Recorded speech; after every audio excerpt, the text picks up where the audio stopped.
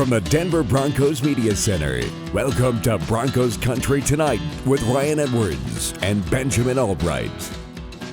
All right, welcome to Broncos Country Tonight, breaking down day 6 of Broncos training camp. We're going to start with what everybody was looking forward to, and that is the pads coming on today. And I would say pads were popping necessarily, but it was a good practice. Not a lot of fireworks from the quarterbacks.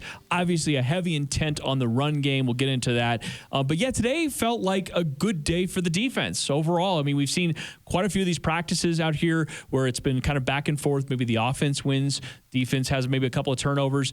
No turnovers today, but I'd still characterize it as the defense winning the day. Yeah, I would too. Jonathon Cooper was probably the star of the show today. He was very disruptive, getting after it. He's putting together a solid camp because this isn't the first day he's kind of shown up. This was the first day he's shown up like he showed up today, but the first day he's shown up. And good for him. Good for a late round pick to be able to do that. I thought overall the defense did get the best of the offense. There's still a couple of pieces of the offense that look like they're lagging out there.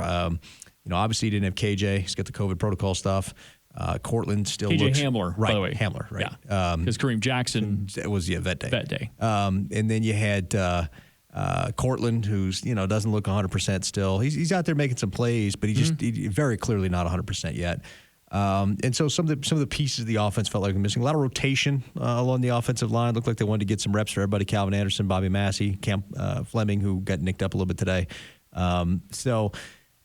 Just overall, just felt like a win for the defense. I felt like the offense has won most of these so far, but it felt like a win for the defense today. Yeah, and so you kind of talk about some other defensive players. Justin Strnad had a fantastic day. He was getting pressure in the backfield. He was making tackles out on the edge. I mean, it was everything we saw last year in training camp. He's just getting more opportunities this year early on because Josey Jewell is out. And honestly, again, that could kind of lend to the expectations of what this defense can be, and especially what the defensive depth can be, as we're talking about backup, second and third string linebackers and pass rushers that are making plays. Yeah. And defenses tend to gel as you go through camp. They tend to get better and better. So this is a trend you should be seeing, is the defense should be getting better and better. Not that they haven't looked bad at any point. They've looked good, but as you kind of gel together, you get better. It was a great day. It was. And we talked to Alexander Johnson, who mentioned specifically that it was Vic wanted to practice eye discipline, gap control today, and that lends to the heavy run slate that they ran today. And Pat Shurmur talked about media not knowing what they don't know in terms of what the script is called for. It might call for a bad throw out of bounds and then try to get up and spike the clock, and you're charting that as just a bad throw, those kinds of things. So all in all, pretty good practice. I don't think the fans on the Hill, probably wanted a little bit more explosive day, a little bit more fun for them. But in the end, good day of practice, and defense hangs a win on it. Yeah, on the offensive side of the ball, definitely a heavy intent on running today. But I thought the offensive line blocked well. So as much as it was a win for the defense, it wasn't like the offensive line didn't get their own wins. Right. And it wasn't like the run game wasn't getting on track. And in the end, for the Broncos, regardless of the fireworks or what people wanted to see with the quarterbacks, that's the winning formula for this team as a baseline. If you start with where you're a good run team and you play good, sound defense, you're controlling the clock, you're going to be in games into the fourth quarter. You're going to give yourself opportunities, and that's going to help no matter who wins the quarterback. Well, right. And there was the protection held up pretty well, overall. I don't think there was bad protection. I just think some of this defense is incredibly talented, and some of them were getting there. And by the way, we'd be remiss if we didn't mention Marquise Spencer, who had another day. Another good day, yeah. On the offensive side of the ball, Jerry Jeudy continues to show people he's an incredible route runner. We just got to make sure the hands are. And so far, it's looked like he got it. I want to see some game action, but it looks like the hands thing is for the moment appears to be cleared up. And he's just shaking people. They had him out doing one-on-ones and the safeties. Was it P.J. Locke? I think was trying to cover Jerry Jeudy, and I just felt bad for P.J. Locke, honestly. Because there was just no way he was going to be able to cover him. Yeah, we had Steve Atwater in studio for the radio show, and you can check it out at BroncosCountryTonight.com.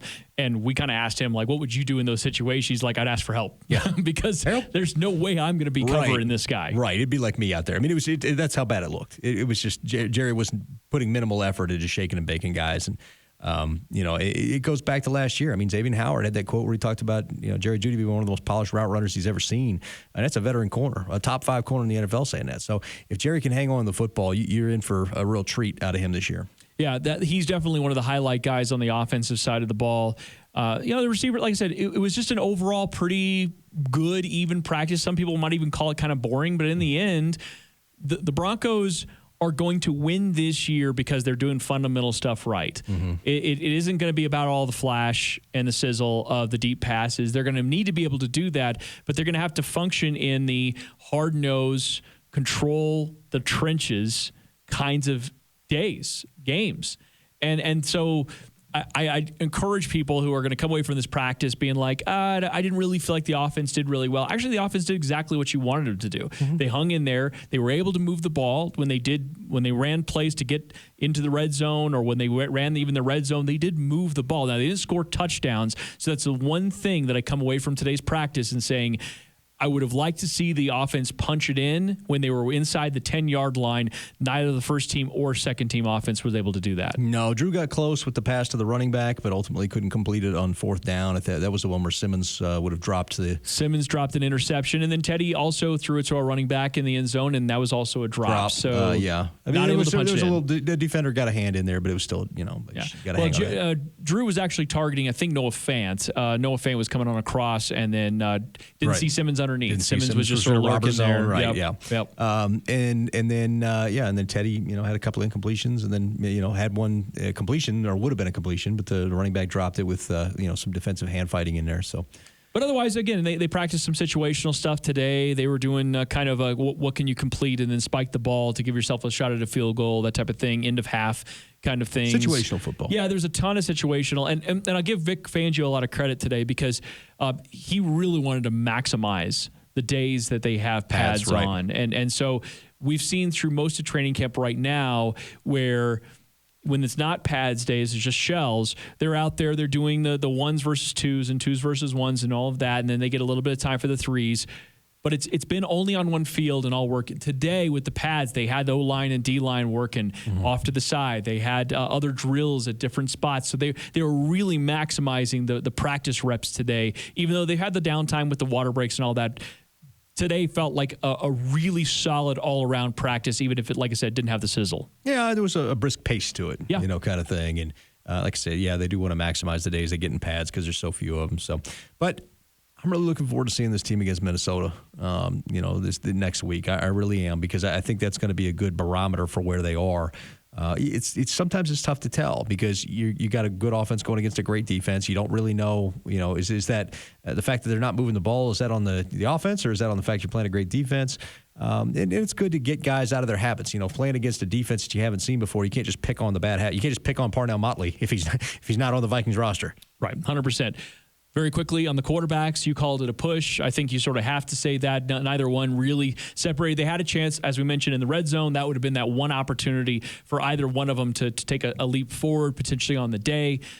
But in the end, a push isn't necessarily a bad thing. As Coach Fangio even noted after yesterday's practice, it's pretty even, Steven. Mm-hmm. They weren't terrible. And again, I can't stress enough, I really think this quarterback thing is going to be decided in the preseason games. Vic Fangio's kind of hinted at that privately. They talked about that. So really think it's going to be determined more by the games than the practices. All right, there you go. We're going to have Alexander Johnson and Steve Atwater on the radio show. Check it out at BroncosCountryTonight.com. And don't forget to see us on Training Camp Live. We're filling in for Steve Atwater as he's heading out to Canton. That'll be available on the Broncos YouTube. See you next time.